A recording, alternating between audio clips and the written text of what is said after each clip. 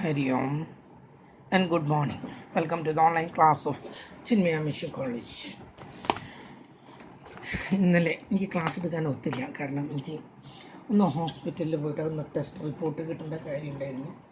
മാത്രമല്ല ഞാനത് I was not that much well. ഇന്നലെ കുറച്ച് അസ്വസ്ഥതകളൊക്കെ ഉണ്ടായി. പോസ്റ്റ് കൊറോണ സിൻഡ്രോം, അതാണ് അതിൻ്റെ കാരണം. ഈ കൊറോണ വന്നു കഴിഞ്ഞാൽ ചില അസ്വസ്ഥതകളൊക്കെ ഉണ്ടായില്ല. ഒരെണ്ണമായിരുന്നു, എനിക്ക് ചെവിയുടെ ബാലൻസ് അങ്ങ് കറക്റ്റ് ആവുന്നില്ല.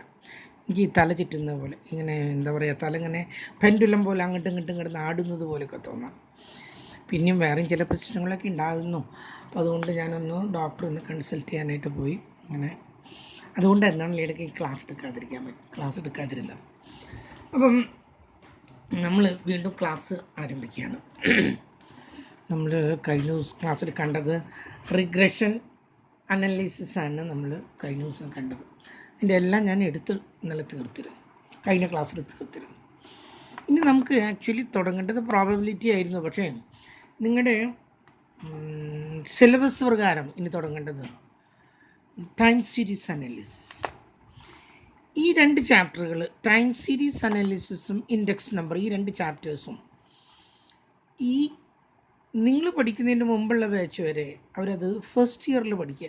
ദറ്റ് മീൻസ് തേർഡ് സെമ്മിൽ numerical skills, basic numerical skills, അതിൻ്റെ കൂടെയാണ് ആ രണ്ട് ചാപ്റ്റേഴ്സ് പഠിച്ചിരുന്നത്, ടൈം സീരീസ് അനാലിസിസും ന്യൂമറിക്കൽ സ്കിൽസും. ഈ വർഷം മുതൽ അത് നിങ്ങൾക്ക് അത് ഫോർത്ത് സെമ്മിലേക്ക് മാറ്റി ക്യൂ ടിയുടെ കൂടെ ആക്കിയിട്ട് ക്യൂ ടിയുടെ രണ്ട് ചാപ്റ്റേഴ്സും എടുത്ത് മാറ്റി. അങ്ങനെയാണ് ഉണ്ടായത്.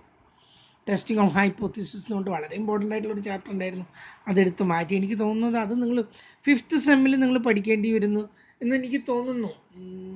മാനേജ്മെൻറ്റ് സയൻസ് എന്താ മറ്റോ പറഞ്ഞിട്ടുള്ള ഒരു പേപ്പറിൻ്റെ കൂടെ എന്തോ, എനിക്കറിയില്ല ഇതിനെക്കുറിച്ചിട്ട്, കാരണം ഒന്നും ക്ലിയർ അല്ല 2019 അഡ്മിഷൻ വാങ്ങിച്ച കുട്ടികൾക്ക്. മാത്രമല്ല നിങ്ങൾക്ക് ഇതുവരെ സ്റ്റഡി മെറ്റീരിയൽ എത്തിയിട്ടില്ല.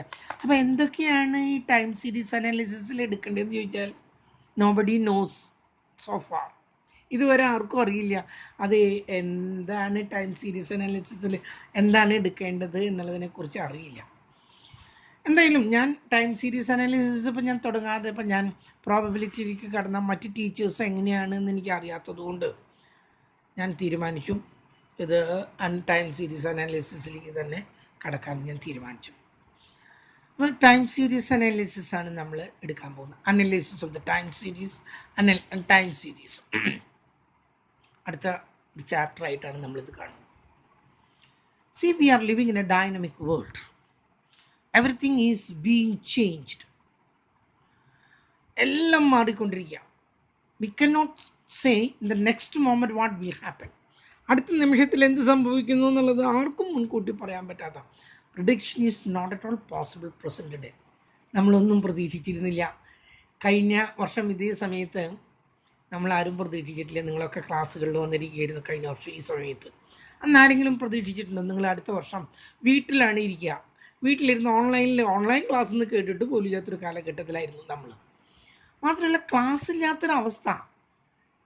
എനിക്ക് 65 വയസ്സായി, ഞാൻ ഇന്ന് വരെ ഇങ്ങനെ കുറേ നാൾ വീട്ടിൽ തന്നെ കണ്ടിന്യൂസ് ആയിട്ട് ഇരിക്കുക എന്നുള്ളത് നമുക്ക് ചിന്തിക്കാൻ പോലും കഴിയാത്തതാണ്. അതുപോലെ ക്ലാസ് എടുക്കുന്ന എനിക്കും വീട്ടിലിരുന്നു കൊണ്ട് ക്ലാസ് എടുക്കുക, കുട്ടികളെ നേരിട്ട് കാണാതെ ക്ലാസ് എടുക്കുക, എന്താ അതിൻ്റെയൊക്കെ ഒരു റിസൾട്ട് എന്ന് ചോദിച്ചാൽ വല്ലാത്തൊരു കഷ്ടം തന്നെയാണ്. കുട്ടികളെ നേരിട്ട് കണ്ട് ക്ലാസ് എടുക്കുമ്പോൾ തന്നെ അവിടെ കുറേ അപര്യാപ്തതകളുണ്ട്. പിന്നെ കാണാതെ ക്ലാസ് എടുക്കുമ്പോഴത്തെ അവസ്ഥ എന്താണ്? അപ്പോൾ എന്തൊക്കെയാണ് നാളെ സംഭവിക്കുക എന്നുള്ളത് കണ്ടുപിടിക്കാൻ നമുക്ക് പറയാൻ പറ്റില്ല. So we are living in a dynamic world. Everywhere you can see uncertainty. എവിടെ നോക്കിയാലും ഒരു ഉറപ്പില്ലാത്ത കാര്യങ്ങളാണ് എല്ലായിടത്തും നടന്നുകൊണ്ടിരിക്കുന്നത്. ഇന്ന് കാണുന്നത് പോലെയല്ല നാളെ കാണുന്നത് പോലെയല്ല മറ്റന്നാൾ. And in such A world we have already collected the records of the past. കഴിഞ്ഞ കാലങ്ങളിലെ ഡാറ്റ കളക്ട് ചെയ്ത് വെച്ചിട്ടുണ്ട്. About population, about health, about death rate, about birth rate, about production of various articles, about the number of students in the college, in the plus 1 plus 2, in the LKG classes. All these things we have already recorded. ഏത് സ്ഥലത്ത് പോയാലും അവർ അതൊക്കെ record ചെയ്തിട്ടുണ്ട്. Indian റെയിൽവേസിൽ record ചെയ്ത് വെച്ചിട്ടുണ്ട്. ഓരോ ദിവസത്തെയും കളക്ഷനും വന്ന് ആളുകൾ എവിടേക്കൊക്കെ പോയാൽ റെക്കോർഡ് നോക്കിയിട്ടുണ്ടെങ്കിലേ ഒരു ദിവസത്തെ റെക്കോർഡ് നോക്കിയാൽ ഇന്ത്യയുടെ ആ അറ്റം മുതൽ ഈ അറ്റം വരെ വെച്ചാൽ തീരില്ല എന്നാണ് പറയുന്നത്. ഒരു ബിഗ് ഡാറ്റ ഇന്ത്യൻ റെയിൽവേയിൽ നിന്ന് തന്നെ കിട്ടുന്നു എന്നാണ് പറയുന്നത്. അതൊരു റിയൽ ഡാറ്റയാണ്. അത് നോക്കിയിട്ടുണ്ടെങ്കിൽ we can study various things. ഒരു മിനിറ്റ് കേട്ടോ, ഒരു മിനിറ്റ്.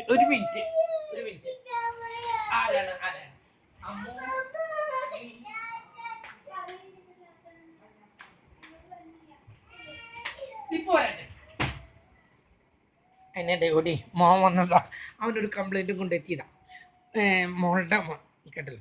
അപ്പം ഞാൻ പറഞ്ഞു വന്നത് ഡാറ്റ അങ്ങനെ നമ്മൾ പാസ്റ്റ് നമ്മുടെ കോളേജിലും നോക്കിയാൽ അറിയാം അതിൻ്റെ ഡാറ്റ അവിടെ ഉണ്ട്. BBAക്ക് എത്ര കുട്ടികൾ ഓരോ വർഷത്തിലുണ്ടായിരുന്നു, BAക്ക് എത്രയുണ്ടായിരുന്നു, BComന് എത്രയുണ്ട്, BSc മാത്സിന് എത്രയുണ്ട്. അതുപോലെ നമുക്ക് വല്ലാതെ വരുമാനം ഉണ്ടായിരുന്ന ഒന്നാണ് MBA കേട്ടല്ലോ. MBAക്കാണ് ഏറ്റവും കൂടുതൽ വരുമാനം ഉണ്ടായിരുന്നത്. ആ MBAക്ക് ഓരോ വർഷത്തിൽ എത്ര കുട്ടികളുണ്ടായിരുന്നു, കഴിഞ്ഞ വർഷം എത്ര കുട്ടികളുണ്ടായിരുന്നു, കഴിഞ്ഞ വർഷം 7 കുട്ടികളാണ് ഉണ്ടായിരുന്നത്. Can you imagine? ഏറ്റവും കൂടുതൽ കുട്ടികളുള്ളതാ, 100-200 പിള്ളേരാണ് MBAക്ക് ചേർന്നിരുന്നത്. കാരണം ഭാരതിയാർ യൂണിവേഴ്സിറ്റി ഡിസ്റ്റൻസ് നിർത്തി, മാത്രമല്ല അവരുടെ റെഗുലറും നിർത്തി. കേരളത്തിൽ അവർക്ക് ക്ലാസ്സുകൾ കണ്ടക്ട് ചെയ്യാൻ പാടില്ല എന്ന് ഹൈക്കോടതിയിൽ നിന്ന് വിധി വന്നു. അപ്പോൾ കുട്ടികളുടെ എണ്ണം കുറഞ്ഞു. അതന്നെ ഇതിൻ്റെ കാരണം. അപ്പോൾ എന്തായാലും നമ്മളിങ്ങനെ ഡാറ്റകൾ കളക്ട് ചെയ്ത് വെച്ചിട്ടുണ്ട്. So the data had been collected for the past years, many years. And you know, if you study the past data today, we can predict tomorrow. കഴിഞ്ഞ കാലങ്ങളിലെ ഡാറ്റയെ പഠിക്കുകയാണെങ്കിൽ you can say something about tomorrow. നാളെക്കുറിച്ച് എന്തെങ്കിലുമൊക്കെ പറയാനായിട്ട് പറ്റും. നമുക്ക് ഓരോ വർഷത്തിലെയും ഡാറ്റ കൊളക്ട് നോക്കിയാൽ നമുക്കറിയാം അടുത്ത വർഷം BComന് എത്ര കുട്ടികളുണ്ട്, BAക്ക് എത്ര കുട്ടികൾ വരും, ഏകദേശം പറയാൻ പറ്റും. ഈ വർഷം നമ്മൾ പറയണതിലൊന്നും അർത്ഥമില്ല. കാരണം കൊറോണ കാരണം എന്താണ് വേണ്ടത്, കുട്ടികൾക്ക് പഠിപ്പിക്കുകയാണോ വേണ്ടത്, എന്താ വേണ്ടതെന്ന് മാതാപിതാക്കൾ ആകെ ഇങ്ങനെ സ്തംഭിച്ചിരിക്കുന്ന അവസ്ഥയാണ്. അങ്ങനെയുള്ള സമയത്ത് നമുക്ക് പ്രഡിക്ഷൻ ഒന്നും സാധ്യമൊന്നുമല്ല. എല്ലാ സ്ഥാനത്താണ് പ്രഡിക്ഷൻ. നിങ്ങൾക്കറിയാം കൊറോണയുടെ വാക്സിൻ വരികയാണ്. ഏത് വാക്സിൻ എങ്ങനെയാണ് വരുന്നത്, അത് കഴിച്ചാൽ അതിൻ്റെ വർഷങ്ങൾ കഴിഞ്ഞാൽ അതിനെ എങ്ങനെയാണത് ബാധിക്കുക നമ്മുടെ ശരീരത്തിന്, അതിനും നമുക്ക് പറയാനൊന്നും പറ്റില്ല കേട്ടല്ലോ. അങ്ങനെ അത്തരം കാര്യങ്ങളെ കുറിച്ചിട്ടല്ല ഇപ്പോഴത്തെ പ്രസന്റ് കണ്ടീഷനിലും ഒന്നുമല്ല ഞാൻ പറഞ്ഞത്. ഞാൻ പറഞ്ഞ സാധാരണ നിലയ്ക്ക് if you study the past you can predict the future. കഴിഞ്ഞ കാലങ്ങളെ പഠിച്ചിട്ടുണ്ടെങ്കിൽ വരാൻ പോകുന്ന കാര്യങ്ങളെ കുറിച്ച് നിങ്ങൾക്ക് പറയാനായിട്ട് കഴിയും. And you know, time series analysis shows the data collected for the past years in correct intervals on chronological order. Data collected, observed and recorded and observed at a successive intervals of time. The data collect ചെയ്യുക, അത് record ചെയ്യുക, അത് observe ചെയ്യാം at a successive interval. Correct ഒന്നുകിൽ ഓരോ വർഷം തോറും അല്ലെങ്കിൽ 2 വർഷം തോറും, പോപ്പുലേഷൻ ആണെങ്കിൽ ഓരോ 10 വർഷം കൂടുമ്പോഴും ഇങ്ങനെ ഡാറ്റകൾ കളക്ട് ചെയ്യുകയും അത് റെക്കോർഡ് ചെയ്യുകയും അത് ഒബ്സർവ് ചെയ്യുകയും സക്സസീവ് ഇൻ്റർവൽസ് ഓഫ് ടൈമിൽ റെക്കോർഡ് ചെയ്യുകയും ചെയ്തിരിക്കുന്നുണ്ടെങ്കിൽ that is known as the time series analysis. They are arranged in chronological order. Year vice ആയിട്ടാണ് 91, 92, 1991, 1992, 93, 94 and so on. അതല്ല പോപ്പുലേഷൻ ആണെങ്കിൽ 1911, 1921, 1931, 1941 അങ്ങനെ കളക്ട് ചെയ്യുന്നു. ചിലർ മാസക്കണക്കിന് ചെറിയ കടകളിലത്തെയൊക്കെ ഡാറ്റകൾ മാസത്തിലാണ് എഴുതാം. ചിലർ ആഴ്ചയിലത്തെ ഡാറ്റകൾ ഉണ്ടാവും, ചിലർ ദിവസത്തെ ഡാറ്റ ഉണ്ടാവും. ഇങ്ങനെ ഡാറ്റ കളക്ട് ചെയ്യുകയും റെക്കോർഡ് ചെയ്യുകയും അത് ഒബ്സർവ് ചെയ്യുകയും ചെയ്യുക കറക്റ്റ് ഇൻ്റർവെല്ലിൽ കേട്ടല്ലോ. ആദ്യത്തെ 1 വർഷം കളക്ട് ചെയ്തു, പിന്നെ 3 വർഷം കഴിഞ്ഞിട്ട് കളക്ട് ചെയ്തു, പിന്നെ 1 വർഷം കഴിഞ്ഞിട്ട് കളക്ട് ചെയ്തു, പിന്നെ ഒരു 4 വർഷം. That is not time series analysis. Time series analysis is the data collected, recorded and observed at successive intervals of time. That is known as the time series analysis. അതിനെയാണ് നമ്മൾ എന്ത് പറയുന്നത്, ടൈം സീരീസ് അനാലിസിസ് എന്ന് പറയുന്നത്. And these data reveals valuable informations. You know, they disclose or reveals or shows the changes in time and changes in the value of variable. സമയം കാലം എങ്ങനെ മാറുന്നു, ആ കാലത്തിൻ്റെ മാറ്റം വാരിയബിളുകളെ, പ്രൈസ്, ഡിമാൻഡ്, ഇൻകം, ഇതിനെയൊക്കെ എങ്ങനെ ബാധിക്കുന്നു എന്നുള്ളത് കറക്റ്റായിട്ട് കാണിക്കുന്നു. രണ്ടാമത്, it helps in understanding the past behaviour. കഴിഞ്ഞ കാലങ്ങൾ എങ്ങനെയായിരുന്നു, പാസ്റ്റ് ബിഹേവിയറിനെ വ്യക്തമായിട്ടും അത് കാണിക്കുന്നു. മൂന്നാമത്തേത്, it helps in predicting the future. ഫ്യൂച്ചറിനെ നമുക്ക് പറയാനായിട്ട് സഹായിക്കുന്നു. 4, it helps in evaluating current programmes. ഇപ്പോഴത്തെ ഉള്ള പ്രോഗ്രാമുകൾ അതിനെ നമ്മൾ ഇവാലുവേറ്റ് ചെയ്യണം. ഇപ്പോൾ പോണത് ശരിയായിട്ടുള്ള ദിശയിലൂടെ തന്നെയാണോ, അത് നോക്കണമെങ്കിൽ നമ്മൾ എന്ത് ചെയ്യണം, കഴിഞ്ഞ വർഷങ്ങളിലത്തെ ഡാറ്റയും നോക്കണം. എന്നിട്ട് വേണം നമ്മൾ ഇപ്പോഴത്തെ ഡാറ്റ കറക്റ്റ് ആണോ, എന്തെങ്കിലും മാറ്റങ്ങൾ വരുത്തണോ എന്ന് നിശ്ചയിക്കാനായിട്ട്. So evaluating the current programme, അതിനും എന്ത് വേണം, ടൈം സീരീസ് അനാലിസിസ് വേണം. അടുത്തത്, ഇറ്റ് ഫെസിലിറ്റേറ്റ്സ് കമ്പാരിസൺ. കമ്പാരിസൺ അതാണ് ഏറ്റവും ഇമ്പോർട്ടൻ്റ് ആയിട്ടുള്ളത്. 2011 എന്തായിരുന്നു, 2021 എന്താണ്, ഡാറ്റ എങ്ങനെയാണ് കമ്പയർ ചെയ്യുക. അല്ലെങ്കിൽ 2020 ഇന്ത്യയിലത്തെ സ്ഥിതിവിശേഷവും പാകിസ്ഥാനിലെ സ്ഥിതിവിശേഷവുമായിട്ട് കമ്പയർ ചെയ്യാം. കമ്പയർ ചെയ്യണമെങ്കിലും ഡാറ്റ കളക്ട് ചെയ്ത് വെക്കണം. അങ്ങനെ കമ്പാരിസണും എന്തുപയോഗിക്കുന്നു, ടൈം സീരീസ് അനാലിസിസ് ഉപയോഗിക്കുന്നു. അപ്പോൾ അതിൻ്റെ ഒരു ഉപയോഗങ്ങൾ ഞാൻ പറഞ്ഞല്ലോ. ഒന്ന് എന്താ പറഞ്ഞത്, revealing the trends and tendencies. ട്രെൻഡുകളും ടെൻഡൻസികളും ഇങ്ങനെ ഉയർന്നുകൊണ്ടിരിക്കുകയാണോ അതോ താഴ്ന്നുകൊണ്ടിരിക്കുകയാണോ ഡാറ്റ. പോപ്പുലേഷൻ ഇങ്ങനെ ഉയർന്നുകൊണ്ടേയിരിക്കുന്നു, ഈ നിലയ്ക്ക് പോയാൽ വല്ലാത്ത ബുദ്ധിമുട്ടുണ്ട്. അല്ലെങ്കിൽ മരണനിരക്ക് ഇങ്ങനെ കുറഞ്ഞുകൊണ്ടേയിരിക്കുന്നു, ഈ നിലയ്ക്ക് ഇങ്ങനെ പോയാൽ കുറേ കഴിയുമ്പോൾ വയസ്സന്മാർ മാത്രമാവും. വയസ്സന്മാരുടെ എണ്ണം പോയാൽ അവർക്ക് പ്രൊഡക്ടിവിറ്റി ഇല്ലാത്തവരെ കൊണ്ട് എന്ത് കാര്യം. അപ്പം അങ്ങനെയുള്ള ട്രെൻഡ്സുകൾ, ടെൻഡൻസികൾ, അതിൻ്റെ മലയാള വാക്ക് എന്താണ്, പ്രവണതകളെ കാണിക്കുന്നു.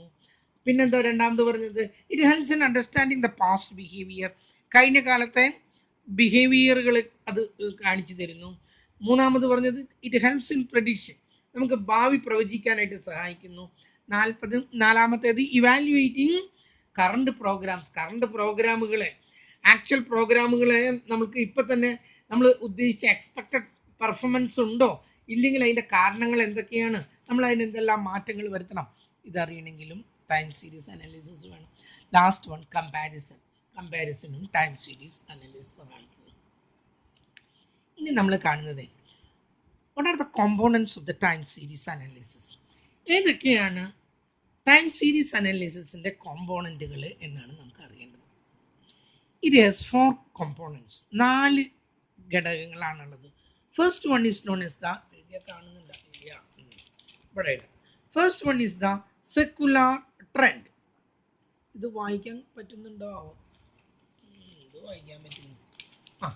ഇപ്പൊ ഒന്ന് അഡ്ജസ്റ്റ് ചെയ്യാൻ പറ്റുന്നു തോന്നുന്നു അല്ലേ.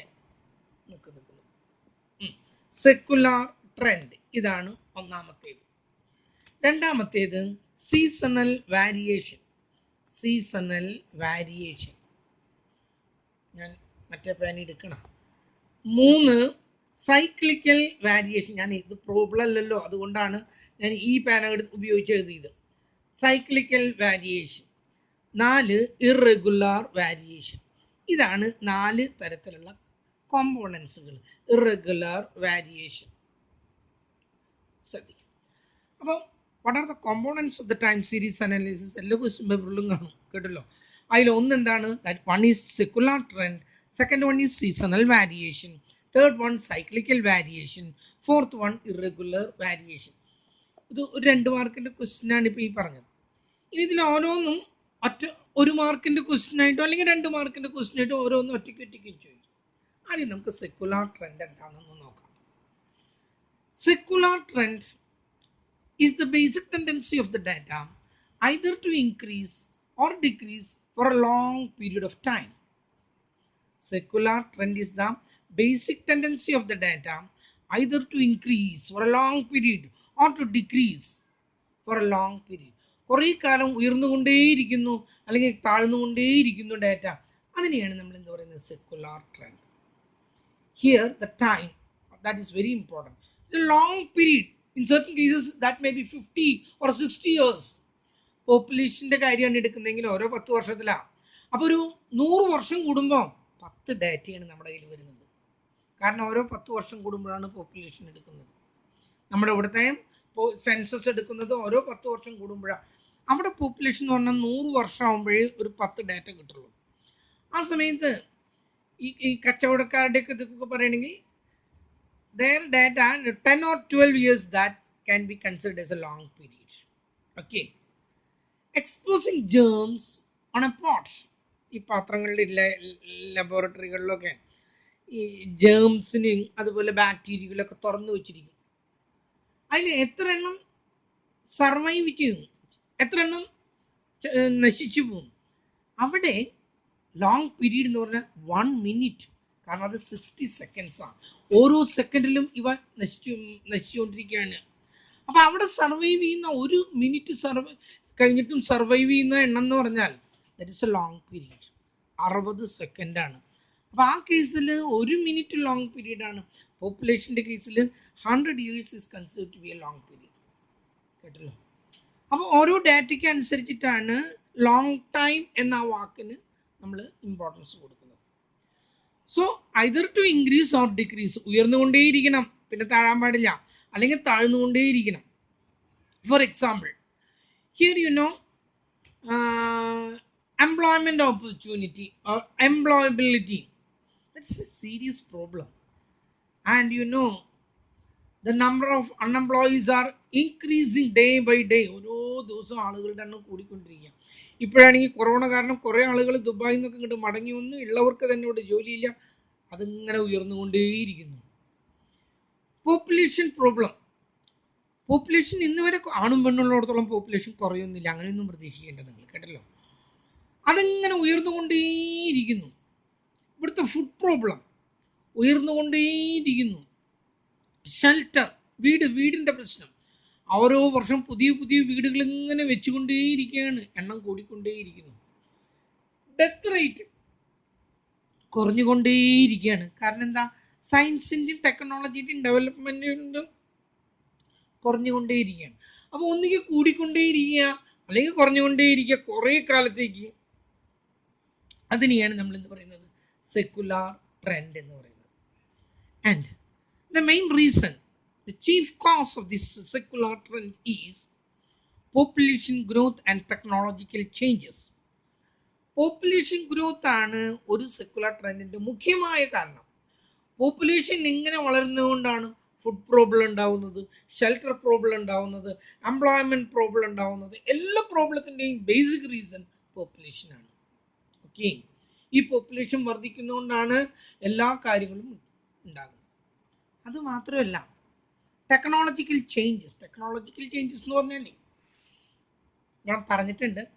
Years back when this mobile was introduced, the price of a mobile was 35,000 rupees. 35,000 രൂപയായിരുന്നു ഒരു ഫോണിൻ്റെ വില. അന്ന് എത്ര ആൾ ഫോൺ വാങ്ങിച്ചിരിക്കും? എൻ്റെ അറിവിൽ അന്ന് that was in the year 2001. 2001 ഈ മൊബൈലുള്ളവർ 2-3 കൂടുതൽ ആളുകളിൽ ഞാൻ കണ്ടിട്ടില്ല. മാത്രമല്ല, മൊബൈൽ ഒരു പ്രത്യേക മൊബൈലായി പോലീസുകാരുടെ കയ്യിലിരിക്കണോ ഏരിയയിലേക്ക് വലിച്ചു നീട്ടിയിട്ടൊക്കെ സംസാരിക്കണം. അതിലൊന്ന് വിളിക്കണമെങ്കിൽ 5 രൂപയാണ്, ഒന്ന് ഇൻകമിങ് കോൾ എടുത്താൽ 3 രൂപയാണ്. അന്ന് എത്ര ആൾ മൊബൈൽ ഉപയോഗിച്ചിരുന്നു? ഇന്ന് എത്ര ആൾ മൊബൈൽ ഉപയോഗിക്കാതിരിക്കുന്നു? എന്താ ഇതിൻ്റെ കാരണം? അങ്ങനെ കണ്ടമാനം ഉപയോഗം കൂടിയത് ടെക്നോളജിക്കൽ ചേഞ്ചസ്. ടെക്നോളജിയിലുണ്ടായിരുന്ന വ്യത്യാസം. അന്ന് അതിൻ്റെ ഓരോ ചിപ്പിനും അതിൻ്റെ ഓരോ പ്രോഡക്റ്റിനും, ദറ്റ് മീൻസ് അതിൻ്റെ റോ മെറ്റീരിയൽ അത്രമാത്രമായിരുന്നുവെങ്കിൽ ഇപ്പം അത് ടെക്നോളജിയിലൂടെ ചേഞ്ച് കൊണ്ട് എത്രമാത്രം അതിൻ്റെ വില താഴ്ന്ന് എത്രയാണ്? 800 രൂപ കൊടുത്താൽ അവരൊരു ഫോൺ വാങ്ങിക്കാവുന്ന അവസ്ഥയെത്തി. എല്ലാവരുടെ കയ്യിലും ഇപ്പോൾ ഫോൺ ഉണ്ട് എന്നുള്ളതാണ്. അപ്പോൾ ആ ഫോണുകളുടെ ഉപയോഗം കൂടി കൊണ്ടേയിരിക്കുന്നു. എന്താ കാരണം? ടെക്നോളജിയുടെ ചേഞ്ചാണ്. അതുപോലെ ഒരുവിധ കാര്യങ്ങൾക്കൊക്കെ കാരണം ടെക്നോളജിക്കൽ ചേഞ്ചസ് ആണ്. എൻ്റെ ചെറുപ്പത്തിൽ ഒരു റേഡിയോ ഒരു വീട്ടിൽ കഴിഞ്ഞാൽ അടുത്ത റേഡിയോ കാണുക ഒരു 10-12 വീട് കഴിഞ്ഞിട്ട് അടുത്ത റേഡിയോ ഉള്ള വീട് കാണുള്ളൂ. അത് കഴിഞ്ഞ് പിന്നെ ടി വി വന്നു. ടി വി വന്നപ്പോൾ ഇതുപോലെ തന്നെ അന്ന് ടി വി ഒക്കെ വരുന്ന സമയത്ത് ആദ്യത്തെ ഈ മറഡോണയുടെ കളിയൊക്കെ ഉണ്ടല്ലോ, അന്ന് ആദ്യത്തെ എന്താണ് അദ്ദേഹം കൈ കൊണ്ട് തട്ടി ഗോളാക്കി എന്നൊക്കെ പറയുന്ന ദൈവത്തിന്റെ കൈ, ആ കളി ഞാൻ കണ്ടിട്ടുണ്ട്. അന്ന് എൻ്റെ വീട്ടിൽ സ്വന്തമായിട്ടൊരു ടി വി പോലും ഇല്ല. അടുത്തുള്ള ഒരു വീട്ടിൽ പോയിരുന്നിട്ടാണ്, അവിടെയുള്ള എല്ലാവരും വന്ന് കൂടും. എന്നിട്ട് രാത്രി അവിടെ, ആ രാത്രി മുഴുവൻ അവിടെയാണ്. അങ്ങനെയൊക്കെയാണ്. അതുപോലെ ഒരു സിനിമ കാണണമെങ്കിൽ, സിനിമ മലയാളത്തിൻ്റെ സിനിമ പോലും ഉണ്ടായിരുന്നിട്ടില്ല, ഹിന്ദി സിനിമയൊക്കെ ആയിരിക്കും. അന്ന് അത് കാണാനായിട്ട് ഞങ്ങൾ ആ വീട്ടിലാണ് പോയിരുന്നത്. ഇപ്പോൾ ടി വി ഇല്ലാത്ത എത്ര വീടുകളുണ്ട്.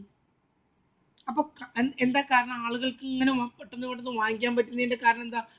ഇൻകം കൂടുക എന്നുള്ളതിനേക്കാൾ കൂടുതലായിട്ട്, ഞാൻ എൻ്റെ വീട്ടിൽ ആദ്യത്തെ ടി വി വാങ്ങിക്കുമ്പോൾ അതിൻ്റെ വില 19,000, ഒണീഡ, യെസ് ഒണീഡ, 19,000 ചില്ലാൻ രൂപയായിരുന്നു അതിൻ്റെ വില. അത് ഈ ടി വി ഇന്ന് 7 രൂപ 8 രൂപയും കൊടുത്താൽ അതുപോലത്തെ ഒരു ടി വി ആയി. കേട്ടല്ലോ എത്രമാത്രം മാറ്റങ്ങൾ വന്നു. അതും ട്യൂബ് ടി വിയാണ്, പിന്നിലേക്ക് നീണ്ടിട്ടുള്ള ടി വി കണ്ടിട്ടില്ലേ? അതൊക്കെ ഇപ്പം ആരും ഉപയോഗിക്കുന്നില്ല. ഒക്കെ സ്മാർട്ട് ടി വികളാണ് എല്ലാ വീട്ടിലുള്ളത്. ഈ സ്മാർട്ട് ടി വിയെ കുറിച്ചൊന്നും സ്വപ്നം കാണാൻ പറ്റില്ലായിരുന്നു. അതിനിടയ്ക്ക് ഒരു പ്ലാസ്മ ടി വി ഒന്നും നിങ്ങളൊന്നും കണ്ടിട്ടില്ല എന്ന് മാത്രം. ജപ്പാനിലാണ് അത് വന്നത്. ഒരു വലിയ ടി വി, ആ ടി വി പായ പോലെ ഇങ്ങനെ മടക്കി മടക്കി വയ്ക്കാം. ഈ പന്ത് കളിയുടെ സമയത്ത് തൃശ്ശൂര് ഇൻഡോർ സ്റ്റേഡിയത്തിൽ അത് ഞാൻ കണ്ടിട്ടുണ്ട്. അത് ഇങ്ങോട്ട് കൊടുന്ന് ഏതോ ഒരു കമ്പനിക്കാരത് സ്പോൺസർ ചെയ്തതെന്നാണ്. അവിടെ ഇട്ടിട്ട് നിറച്ച് കസാരകളുണ്ടാവും, ആർക്കും വന്നിരുന്ന് കാണാം പന്ത് കളി. രാത്രി 12 മണിയാകുമ്പോൾ കളി തുടങ്ങും, പുലർച്ചെ 3 മണി വരെയും കളി കഴിഞ്ഞാൽ ആ ഇതിങ്ങനെ മടക്കി മടക്കി വയ്ക്കും. That is plasma TV. പക്ഷേ അതൊരു കാര്യമുണ്ട്, ഒരു വർഷത്തിൽ കൂടുതൽ അത് ഉപയോഗിക്കാൻ പറ്റില്ല. വളരെ വില കുറവായിരുന്നതിന്. ഒരു വർഷത്തേക്കാൾ കൂടുതൽ ഉപയോഗിക്കാൻ പറ്റില്ല, അപ്പോഴേക്കും അത് നാശമായി പോകും. പിന്നെ നമുക്കത് നിലത്ത് വിരിച്ച് കിടന്നുറങ്ങാതെ കേട്ടല്ലോ. അതിനേക്കാൾ കൂടുതലായിട്ട് അതിന് ഉപയോഗമൊന്നുമില്ല. പ്ലാസ്മ ടി വി വന്നു.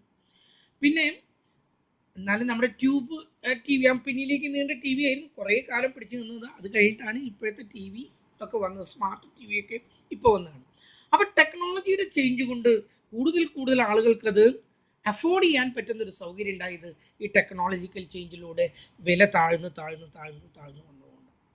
അതുപോലെ ഒരു ഫോൺ അങ്ങോട്ട് ചെയ്യാൻ എത്ര ഇതാണ്, നമ്മൾ 199 രൂപ കൊണ്ട് കൊടുത്താൽ ഒരു മാസം മുഴുവൻ ഫ്രീ ആയിട്ട് നമുക്ക് ഔട്ട് ഗോയിങ് വിളിക്കാം. ഇൻകമിങ് ഫ്രീ, അങ്ങനെയൊന്നും ആയിരുന്നില്ല. അപ്പം അതൊക്കെ വന്നത് എന്തുകൊണ്ടാണ്? ടെക്നോളജിയുടെ ചേഞ്ച് കൊണ്ടാണ്. അപ്പോൾ technological change and population growth are the 2 reasons for the secular trend. That's all. Next one, seasonal variation. എന്താണ് seasonal variation? Seasonal variations are those variations which occur in a year itself and end in the year itself. ഒരു വർഷത്തിൽ തന്നെ അതങ്ങനെ ആരംഭിച്ചു, ആ വർഷത്തിൽ തന്നെ അവസാനിക്കുക. അങ്ങനത്തെ ചില വാരിയേഷൻസ് ഉണ്ട്. നമ്മൾ ഈ സെക്കുലാർ ട്രെൻഡ് ഞാൻ പറഞ്ഞു, അത് ഇതിങ്ങനെയാണ്. അതിൻ്റെത് ഒന്നുകിൽ ഇങ്ങനെ വർദ്ധിച്ചു കൊണ്ടേയിരിക്കുന്നു, അല്ലെങ്കിൽ എന്താ പറഞ്ഞത്, അതിങ്ങനെ താഴ്ന്നുകൊണ്ടേയിരിക്കുന്നു. രണ്ടും എന്താണ്? സെക്കുലാർ ഇയർ കുറേ വർഷങ്ങൾ എടുക്കുന്ന കേസുകളാണ്. സീസണൽ വാരിയേഷൻ അങ്ങനെയല്ല, ഒരു വർഷത്തിൽ ആരംഭിച്ച് അതേ വർഷത്തിൽ തന്നെ അത് താഴേക്ക് പോകും. For example, demand for umbrella. മഴക്കാലം ആവുന്ന സമയത്തുണ്ടല്ലോ, അതിൻ്റെ ഭയങ്കര ഡിമാൻഡാണ്. പക്ഷെ മഴ കഴിയുമ്പോഴേക്കും അത് താഴ്ന്നേ പോയി. ശരിയല്ലേ? ആദ്യം വളരെ കുറച്ചുണ്ടായിരുന്നുള്ളൂ, പിന്നെ കൂടി അതിൻ്റെ പീക്കിലേക്ക് എത്തി. മഴയുടെ സീസൺ ആകുമ്പോഴേക്കും പീക്കിലേക്ക് എത്തി. പിന്നെ അത് കുറഞ്ഞ് മഴയില്ലെങ്കിലും ആൾക്കാർ വാങ്ങിക്കും. കേട്ടല്ലോ, ചിലർക്ക് അർദ്ധരാത്രിയിലും കുട പിടിക്കാൻ ഒരു അന്തസ്സുള്ളവരുണ്ട്, ചിലർ അങ്ങനെയുണ്ട്. ചിലർ കണ്ടിട്ടില്ലേ, വയസ്സായ ആളുകളൊക്കെ കുട ചൂടിയിട്ടേ നടക്കുള്ളൂ. അപ്പോൾ ആ കുടയുടെ ഡിമാൻഡ് ഈ കാലഘട്ടത്തിൽ കുടയുടെ ഡിമാൻഡ് ഉണ്ട്. അറ്റ വേനലിലും കുട ഉപയോഗിക്കുന്നവരുണ്ട്. ഡിമാൻഡ് നഷ്ടപ്പെടുന്നില്ല, കൂടി പിന്നെ അത് കുറഞ്ഞു. കേക്കിനോടുള്ള ഡിമാൻഡ് ഏറ്റവും കൂടുതൽ വരുന്നത് ക്രിസ്മസ് ആണ് വരുന്നത്. ഇങ്ങനെ ഇത് ഇപ്പോൾ പ്രൊഡക്ഷൻ ഇങ്ങനെ നടന്നുകൊണ്ടിരിക്കുകയാണ് കേക്കിൻ്റെ. അതങ്ങനെ ക്രിസ്മസ് ആകുമ്പോൾ പീക്കായി ഒരു കേക്ക് വാങ്ങിക്കാൻ പോയി കിട്ടില്ല. ക്രിസ്മസ് കഴിയുന്നതോടുകൂടി താഴ്ന്ന് തീരില്ലാതെ ആവുന്നില്ല. കാരണം നമുക്ക് ബർത്ത്ഡേ ആഘോഷിക്കണം, അങ്ങനെയുള്ള ആഘോഷം വീണ്ടും അതിങ്ങനെ കുറേ നാൾ തുടരും. അപ്പോഴേക്കും അടുത്ത വർഷത്തേക്ക് എത്തി, വീണ്ടും ഡിസംബർ എത്തി, വീണ്ടും വർദ്ധിച്ചു, വീണ്ടും കുറഞ്ഞു. ഇങ്ങനെ കൂടി ഒരു വർഷത്തിൽ തന്നെ ആരംഭിച്ചു, അതിൽ അവസാനിച്ചു, അടുത്ത വർഷം ആരംഭിച്ചു, അടുത്ത അവസാനിച്ചു. എല്ലാ സാധനങ്ങൾക്കും ഇതുപോലൊരു സീസണൽ വാരിയേഷൻ ഉണ്ട്. ഞാനിപ്പോൾ 2 കാര്യം പറഞ്ഞു. ഒന്ന് കുടയുടെ, പിന്നെ ഒന്ന് എന്താ പറഞ്ഞത്, കേക്കിൻ്റെ. ആഘോഷങ്ങൾ വരുമ്പോൾ ചില കാര്യങ്ങൾ, ഹോളി വരുമ്പോൾ കണ്ടമാനം സ്വീറ്റ്സ്, ഏറ്റവും കൂടുതൽ സ്വീറ്റ്സ് ചിലവാകുന്നത് എപ്പോഴാണെന്ന് ചോദിച്ചാൽ ഹോളി ടൈമിലാണ് ഏറ്റവും കൂടുതൽ സ്വീറ്റ്സ് ചിലവാകുന്നത്. ക്രാക്കേഴ്സ് ഏറ്റവും കൂടുതൽ ചിലവാകുന്ന സമയമാണ് ഹോളി. പടക്കം എന്നൊക്കെ പറയുന്നുണ്ടല്ലോ നമ്മൾ, അതൊക്കെ ചിലവാകുന്ന ഏറ്റവും കൂടുതൽ ചിലവാകുന്ന സമയമാണ് ഹോളിയുടെ എന്നാണ് ഏറ്റവും കൂടുതൽ അപകടങ്ങളും ഉണ്ടാകുന്നത്. അല്ലാതെ നമ്മുടെ ഇവിടുത്തെ ഓണത്തിന് അല്ലെങ്കിൽ വിഷുവിന് പടക്കം അതൊന്നുമല്ല. പടക്കം ശരിക്കും ചിലവാകുന്നത് ഹോളിക്കാണ്. അതുപോലെ കേക്കിൻ്റെ കാര്യം ഞാൻ പറഞ്ഞു. ബുക്കിൻ്റെ ഡിമാൻഡ് എപ്പോഴാണ്? സാധാരണ ആ സ്കൂൾ തുറക്കേണ്ട അക്കാഡമിക് ഇയറിൻ്റെ ആരംഭത്തിൽ ഭയങ്കര ഡിമാൻഡാണ്. അതങ്ങനെ കൂടി പിന്നെ ഇങ്ങനെ കുറഞ്ഞ് പരീക്ഷയുടെ തലേദിവസം ആരെങ്കിലും ബുക്ക് അന്വേഷിക്കാറുണ്ടോ? ചിലർ അപ്പോഴും അന്വേഷിക്കുന്നവരൊക്കെ ഉണ്ടായിരിക്കാം. സാധാരണ നിലയ്ക്ക് അതിൻ്റെ ഡിമാൻഡ് കുറഞ്ഞു ഇങ്ങനെ ഒരു വർഷത്തിൽ തന്നെ ആരംഭിക്കുകയും അടുത്ത വർഷത്തിൽ ആ വർഷത്തിൻ്റെ അവസാനത്തോടു കൂടി അല്ലെങ്കിൽ ഒരു സീസൺ 3-4 മാസം കഴിയുമ്പോൾ അവസാനിക്കുക. അടുത്ത വീണ്ടും അതേ വന്നു, 3-4 വന്നു, അവസാനിച്ചു. കോട്ടയുടെ ഡിമാൻഡ് അങ്ങനെയുണ്ട്. അതുപോലെ ഈ ഇതിൻ്റെ main reason for the cyclical variation are seasonal variation are climatic change and fashion trends and tendencies, trends, fashion, customs, tradition, etc. ഇതൊക്കെയാണ് അതിൻ്റെ കാരണങ്ങൾ. ഒന്ന് ക്ലൈമറ്റാണ്. മഴക്കാലമായാൽ എല്ലാവർക്കും കുട വേണം. ആ വിൻ്റർ സീസൺ ആകുമ്പോൾ നോർത്ത് ഇന്ത്യയിലൊക്കെ എന്തൊരു തണവാണെന്നറിയാം. അന്ന് അവർക്ക് ഈ സ്വെറ്ററൊക്കെ ഒഴിവാക്കാൻ വയ്യാത്തതാണ്. അപ്പം അവരതിനു വേണ്ടി നല്ലൊരു തുകയും ചിലവാക്കാറുണ്ട്. അപ്പോൾ ആ സീസണിൽ ഭയങ്കര ഡിമാൻഡാണ് അതിന്. അത് കഴിഞ്ഞാൽ കഴിഞ്ഞു. ഡൽഹിയിലൊക്കെ ചില സമയത്ത് ഭയങ്കര ചൂട്. അന്നൊന്നും സ്വെറ്ററിൻ്റെ കാര്യം തന്നെയില്ല. അന്ന് ഡിമാൻഡുള്ളത് എന്തിനാ? എ സിക്ക്, എയർ കണ്ടീഷണറിനും കൂളറിനും ഭയങ്കര ഡിമാൻഡാണ്. നമ്മുടെ ഇവിടെ കറണ്ട് ചാർജ് ഈ വേനൽക്കാലമായാൽ ഭയങ്കരമായിട്ട് കൂടും. കാരണം എല്ലാവർക്കും എ സി ഉണ്ടാവണം. എ സി ഉണ്ടാവില്ലെങ്കിൽ പറ്റാത്ത പോലെയാണ് ഇപ്പം നമ്മൾ അങ്ങനത്തെ ഒരു ശീലങ്ങളൊക്കെ വന്നുകൊണ്ടിരിക്കുന്നത്. അതുപോലെ തന്നെയാണ് എന്താണ് കസ്റ്റം, ഫാഷൻ. ഒരു ഫാഷൻ ഒരു കാലത്തുണ്ടായിരുന്നു. നിങ്ങൾ കേട്ടിട്ടുണ്ടായിരിക്കുമോ? പണ്ട് ജയൻ എന്നൊക്കെ പറഞ്ഞ നടൻ എന്ന പേരിലൊരു നടൻ ഒരു തരം പാൻറ്റൊക്കെ ഇട്ട് നടക്കും. ബെൽബോട്ട് എന്നാ പറയുന്നത്. 32 ഇഞ്ചുള്ള ഒരു ബെൽബോട്ടിനൊക്കെ ഇട്ടിട്ട് അപ്പോൾ ഒരു പുറമ്പേ കൂടെ നടന്നാലേ അവിടുത്തെ ചവറൊക്കെ അടിച്ച് നീക്കണോണോ അത് നീങ്ങും. കേട്ടല്ലോ, അങ്ങനത്തെ ഒരു സാധനം ഉണ്ടായിരുന്നു ആ കാലഘട്ടത്തിൽ. അത് മാത്രമായിരുന്നു ഡിമാൻഡ്. നമ്മുടെ ഇപ്പോഴത്തെ ടൈറ്റ് പാൻറ്റൊന്നും ആരും ഉപയോഗിച്ചിരുന്നില്ല. പിന്നെ അത് കഴിഞ്ഞു എന്താണ് ജീൻസ് വന്നു. പിന്നെ അതിൻ്റെ ഇടയ്ക്ക് എന്താണ് കാർഗോസ് എന്നിട്ടാ എന്തൊക്കെയോ വന്നു. പലതരത്തിലുള്ള സാധനങ്ങൾ വന്നു. പിന്നെ എന്താണ് മുട്ടുവരെയുള്ള പാൻറ്റ്, ട്രൗസർ വന്നു. പിന്നെ 3/4 വന്നു. ഏതൊക്കെ തരത്തിലുള്ള ഫാഷനുകൾ വന്നു. പഴയ പോലെയുള്ള പാൻറ്റ് ആരും ഉപയോഗിക്കുന്നില്ല. അതുപോലെ തന്നെ ആൺകുട്ടികൾക്ക് ഫുൾ കൈ വന്ന് കൈയിന് എന്തെല്ലാം വ്യത്യാസങ്ങൾ വന്ന്. ചിലർക്ക് കൈ ടൈറ്റായി, ചിലർക്ക് ടൈറ്റ് കുറഞ്ഞ് കൈ മുകളിലേക്ക് കയറി ഇറങ്ങി. അതുപോലെ തന്നെ കോളറുകളിൽ എന്തെല്ലാം വ്യത്യാസങ്ങളിലൂടെ വന്നുകൊണ്ടിരിക്കുന്നു. അപ്പോൾ അതൊക്കെ എന്താണെന്നുണ്ടെങ്കിൽ ഫാഷൻ അനുസരിച്ചിട്ടാണ്. പിന്നെ ട്രഡീഷൻ എന്ന് പറഞ്ഞാൽ കല്യാണത്തിനൊരു സീസൺ ഉണ്ട് ഇവിടെ. ആ കല്യാണ സീസൺ ആയിട്ടുണ്ടെങ്കിലുണ്ടല്ലോ ഈ ഹാളുകൾ കിട്ടാൻ ബുദ്ധിമുട്ട്. അതുപോലെ കല്യാണത്തിൻ്റെ സാധനങ്ങൾ കിട്ടാൻ ബുദ്ധിമുട്ട്. അത് ആ ഒരു സീസണിൽ മാത്രമേ ഉള്ളൂ. കാരണം എന്താ? അത് കസ്റ്റം, ട്രഡീഷൻ, ഫാഷൻ ഇതൊക്കെയാണ് ഇതിനെ സ്വാധീനിക്കുന്നത്. അപ്പോൾ ഇതിനെ സ്വാധീനിക്കുന്നത് എന്തൊക്കെയാണെന്ന് പറഞ്ഞാൽ ക്ലൈമറ്റ്, കസ്റ്റം, ഫാഷൻ, ട്രഡീഷൻ ഇതൊക്കെയാണ് എന്തിനു സ്വാധീനിക്കുന്നത്? Seasonal variation. അടുത്തത് സൈക്ലിക്കൽ വേരിയേഷൻ ആണ്. Cyclical variation are periodic movements. These variations occur with an interval of more than 1 year. That means it will take 6 years. 6 വർഷത്തോളം അങ്ങനെ നീണ്ടുകൊണ്ടിരിക്കുന്ന ഒരു വേരിയേഷനാണ്. These variations can be mainly seen in the business cycle, mainly in the case of the capitalist countries where everything is decided by the private individuals. Capitalist countries എന്നൊക്കെ പറഞ്ഞാലേ എല്ലാ തീരുമാനങ്ങളും എടുക്കുന്നതും ആരായിരിക്കും? വ്യക്തികളാണ്. ആ സമയത്ത് ഒരു communist country like Russia or China or അങ്ങനെ other communist countries everything is decided by the government. That is central authority. ആ സെൻട്രൽ അതോറിറ്റിയാണ് ആരെന്ത് ജോലി ചെയ്യണം, ആരെന്ത് ഡ്രസ്സ് ധരിക്കണം, ആർക്കൊക്കെ കാറ് വേണം, ആർക്കൊക്കെ ബൈക്ക് വേണം, ആർക്കൊക്കെ സൈക്കിൾ വേണം, എല്ലാം അവിടെ നിന്ന് നിശ്ചയിക്കാം. എന്ത് ഉൽപ്പാദിപ്പിക്കണം, കുറച്ച് സ്ഥലമുണ്ട് അവിടെ സ്കൂൾ വേണോ, കോളേജ് വേണോ, ഹോസ്പിറ്റൽ വേണോ, അതോ കൃഷി ചെയ്യണോ, അതോ കുട്ടികൾക്ക് കളിക്കാൻ കൊടുക്കണോ, ഇതൊക്കെ നിശ്ചയിക്കുന്നത് ആരാണ്? സെൻട്രൽ ഗവൺമെൻറ്റാണ്, സെൻട്രൽ അതോറിറ്റിയാണ്.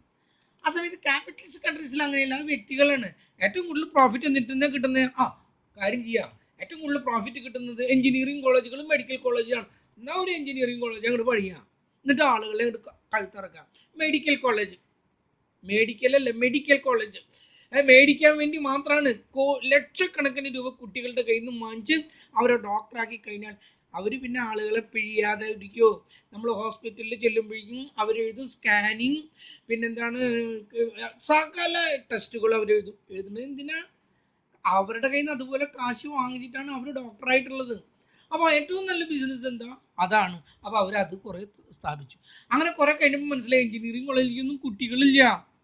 അപ്പോൾ അവരൊരു ചേഞ്ച് എടുത്തു. ആ ശരി, ഇനി എഞ്ചിനീയറിംഗ് കോളേജ് ഉണ്ട്, BA BCom, BEക്കും BComലൊക്കെ അച്ഛൻ മിഷൻ കോളേജിലൊക്കെ എന്തുമാത്രം കുട്ടികളാണ്. നമുക്കൊരു BA BCom ആകാം, വെറുതെ കിടക്കല്ലേ, ബിൽഡിങ്ങും ഫർണിച്ചറൊക്കെ വെറുതെ കിടക്കാം, അവരും തുടങ്ങും. ഇപ്പോൾ ഇതാ ഇവിടെ എവിടെയാണ്, ഇവിടെ പൂമല എന്ന് പറയുന്ന സ്ഥലത്ത് ഫോക്കസ് എന്നുകൊണ്ടൊരു എഞ്ചിനീയറിംഗ് കോളേജ് ഉണ്ടായിരുന്നു.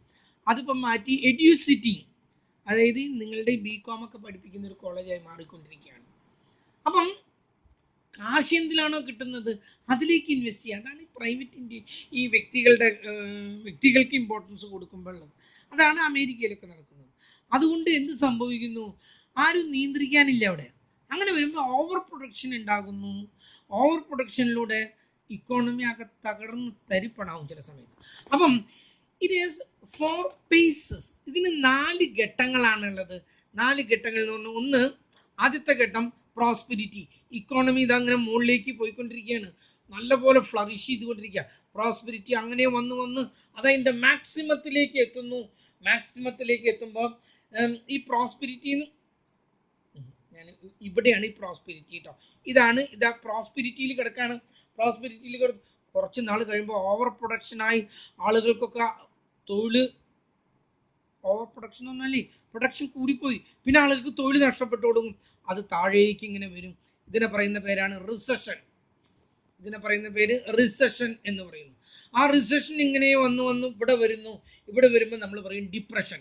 ആകെ ഡിപ്രഷൻ സ്റ്റേജ് ആണ്. ഒരാൾക്കും തൊഴിലില്ല, വളരെ കഷ്ടത്തിലാണ്. ഒരു 5-6 വർഷം ഈ നിലയ്ക്ക് കിടക്കും. പിന്നെ ഇത് മെല്ലെ ഇങ്ങനെ ഉയരും. അങ്ങനെ ഉയരുമ്പോൾ നമ്മൾ അതിനെ പറയുന്നു റിക്കവറി എന്ന് പറയുന്നു.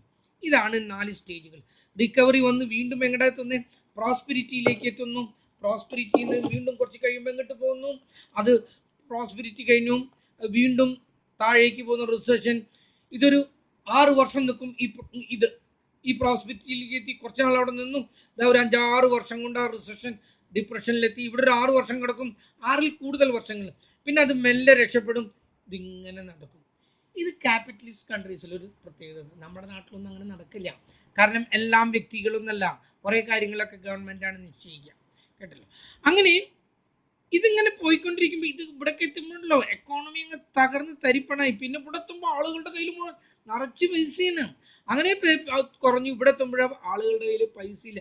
എല്ലാവരും അവരുടെ കുലത്തൊഴിലുകൾ, എന്താണ്, ആശാരിപ്പണി ചെയ്യുന്നവൻ അയാളുടെ മകനെ ആശാരിയാക്കും. അതുപോലെ ബ്ലാക്ക് സ്മിത്ത് ആക്കുന്നു, ഗോൾഡ് സ്മിത്ത് മകന് ഗോൾഡ് സ്മിത്ത് ആക്കുന്നു. ഇവിടെ അങ്ങനെയല്ല. ഇവരൊക്കെ മക്കളെ ആരാക്കാന്? അവരൊക്കെ ഡോക്ടറാക്കണം, എഞ്ചിനീയർ ആക്കണം, IAS കാരനാക്കണം. പക്ഷേ ഇവിടെ IAS കാരനും ഡോക്ടറും എഞ്ചിനീയറും ഉണ്ടായിട്ടൊരു കാര്യമില്ല. കാരണം ആർക്കും വേണ്ട, ഡോക്ടർ എടുത്തിരിക്കുന്ന ആരും പോകുന്നില്ല. എങ്ങനെയാ കയ്യിൽ കാശില്ലാതെ എങ്ങനെയാ പോകുന്നത്? ഇതാണ് ഈ 4 പേസുകൾ. This will continue more than 6 years. ഓരോ സ്റ്റേജുകളും 6 വർഷത്തിൽ കൂടുതൽ ഇങ്ങനെ ഉണ്ടാവും. ഇതിങ്ങനെ തുടങ്ങും, അവസാനിക്കും, വീണ്ടും തുടങ്ങും. ആ സമയത്ത് കമ്മ്യൂണിസ്റ്റ് കൺട്രീസിലും അതുപോലെ കൺട്രോൾഡ് ഇക്കോണമി കൺട്രീസിലെ ഇവിടെ നിന്ന് ഇങ്ങോട്ട് പോകുമ്പോഴേക്കും അത് പിടിച്ച് ബാങ്കുകളോടൊക്കെ പറയും ലോൺ കൊടുക്കലൊക്കെ നിർത്ത്, ആർക്കും ഒരു സഹായങ്ങളും വേണ്ട. അതുപോലെ ഗവൺമെൻറ് കുറേ റോഡ് പണി അങ്ങനെയുള്ള ആളുകളുടെ കയ്യിൽ പൈസ അതൊക്കെ കുറയ്ക്കും. അപ്പോൾ ആളുകളുടെ കയ്യിൽ പൈസ കുറഞ്ഞു. ഇവിടെ ഇത് താഴേക്കിനെ പോയി. ഇത് താഴേക്ക് വല്ലാണ്ട് പോണ കാണുമ്പോൾ ഉടനെ റിസർവ് ബാങ്ക് മറ്റുള്ള ബാങ്കുകളോട് പറഞ്ഞു പണം ധാരാളമായിട്ട് അങ്ങ് കൊടുക്കുക. അതുപോലെ റോഡുകളും കനാലുകളും ബ്രിഡ്ജസും ഹോസ്പിറ്റൽസും പണിത് ആളുകളുടെ കയ്യിൽ പൈസ എത്തി. അതിങ്ങനെ ഉയർന്നു. അദ്ദേഹം മുകളിലേക്ക് പോണ്. വീണ്ടും റിസർവ് ബാങ്ക് പറഞ്ഞു പണം കടം കൊടുക്കൽ നിർത്ത്, കൊടുത്ത പണമൊക്കെ തിരിച്ചു വാങ്ങി. ഇങ്ങനെയാണ് പോവുക. കേട്ടല്ലോ? മറ്റതെങ്ങനെയാ? ഇതിങ്ങനെ പോയി ഇങ്ങോട്ട്. ഇതാ അത്രയ്ക്കൊന്നും പോവില്ല. അതിന് മുമ്പേ അതിനെ പിടിച്ച് വളച്ചൊടിച്ച് ഇങ്ങോട്ട് കൊണ്ടുവരും. ഇതാണ് സൈക്ലിക്കൽ വാരിയേഷൻ. ഇനി പറഞ്ഞുള്ളത് ഇറഗുലർ വാരിയേഷൻ ആണ്. ഞാനിവിടെ ഈ സൈക്ലിക്കൽ വാരിയേഷൻ്റെ അതിൻ്റെ കാരണങ്ങൾ ഇത് തന്നെ. Uncontrolled economy, that means capitalistic ഇക്കോണമിയിൽ കാണുന്ന പ്രത്യേകതകളാണ് ഇത്. കാരണം everything is decided by the individuals. അതുകൊണ്ടാണ് ഇത് സംഭവിക്കുന്നത്. അത് അതിന് മുൻപിലത്തെ സീസണൽ വേരിയേഷൻ ഞാൻ പറഞ്ഞതാണ്. ഒരു വർഷത്തിൽ ആരംഭിച്ചു, അതിൽ അവസാനിച്ചു, അടുത്ത വർഷം അതേ സീസണിൽ വീണ്ടും ആരംഭിച്ചു, വീണ്ടും കുറഞ്ഞു. ഇതിന്റെ കാരണം ക്ലൈമാറ്റിക് ചേഞ്ചും അതുപോലെ ഫാഷൻ, ട്രെൻഡ്സ്, ട്രഡീഷൻ, കസ്റ്റം, ഇതൊക്കെയാണ് ഇതിൽ വരുന്നത്. ഇതിൽ വരുന്നത് എന്താണ്? സെക്കുലർ ട്രെൻഡിൽ എന്താ പറഞ്ഞ പോപ്പുലേഷൻ ഗ്രോത്തും അതുപോലെ തന്നെ ടെക്നോളജിക്കൽ ചേഞ്ചസും. ഇനി ഇത് മൂന്നും ഈ വക 3 കാരണങ്ങളാൽ അല്ലാത്തതായ കാരണങ്ങൾ, you know the reasons other than those of these reason, ഈ റീസണുകൾ അല്ലാത്ത റീസണുകളെ കൊണ്ടുണ്ടാകുന്നത്, that they are known as irregular variation. These are not regular. നമുക്ക് ഇതിനെ കുറിച്ച് ഒന്നും പറയാൻ പറ്റില്ല. Corona is an irregular variation, tsunami is an irregular variation, an earthquake is an irregular variation. പെട്ടെന്ന് ഒരു എപ്പിഡമിക്സ്, പകർച്ചവ്യാധി, ഒരു പാൻഡമിക് ആണ് നമ്മളിപ്പോൾ നടന്നുകൊണ്ടിരിക്കുന്നത്. കൊറോണ ലോകം മുഴുവൻ പടർന്നു പിടിച്ചു. അത്ര എപ്പിഡമിക്സിനെയാണ് പാൻഡമിക് എന്ന് പറയുന്നത്. അല്ലെങ്കിൽ നമ്മൾ എന്താ പറയുക, എപ്പിഡമിക് ഒരു ലോക്കൽ ഏരിയയിൽ മാത്രമാണെങ്കിൽ, പണ്ട് കാലത്ത് വസൂരിയൊക്കെ വന്ന ഒരു ലോക്കൽ ഏരിയയിൽ മാത്രമേ നിൽക്കുക, അതിന് എപ്പിഡമിക്സ് എന്ന് പറയുന്നത്. അപ്പോൾ ഇത് പാൻഡമിക്സ് ആണ്, അതും ഒരു ഇറഗുലർ ആണ്. ഒരു എന്താണ് ഭൂമിക്കുലുക്കുണ്ടായി, അത് ഇറഗുലർ വേരിയേഷനാണ്. ഒരു എന്താണ് വെള്ളപ്പൊക്കം ഉണ്ടായി, കഴിഞ്ഞ വർഷമൊക്കെ നമുക്ക് എന്തായിരുന്നു, വെള്ളപ്പൊക്കമായിരുന്നു. മുൻകൂട്ടിയൊന്നും പറയാൻ പറ്റില്ല. മുൻകൂട്ടി പറയാൻ പറ്റാത്തതായ കാരണങ്ങളാൽ ഉണ്ടാകുന്ന വാരിയേഷനുകളെ which are uncertain, they are known as the irregular variation. Okay, ഇതാണ് 4 തരത്തിലുള്ള variations: secular trend, seasonal variation, cyclical variation and irregular variation. That's all for today. നാളെ നമ്മൾ പ്രോബ്ലം ആണ് കാണാൻ പോകുന്നത്. ഓക്കെ.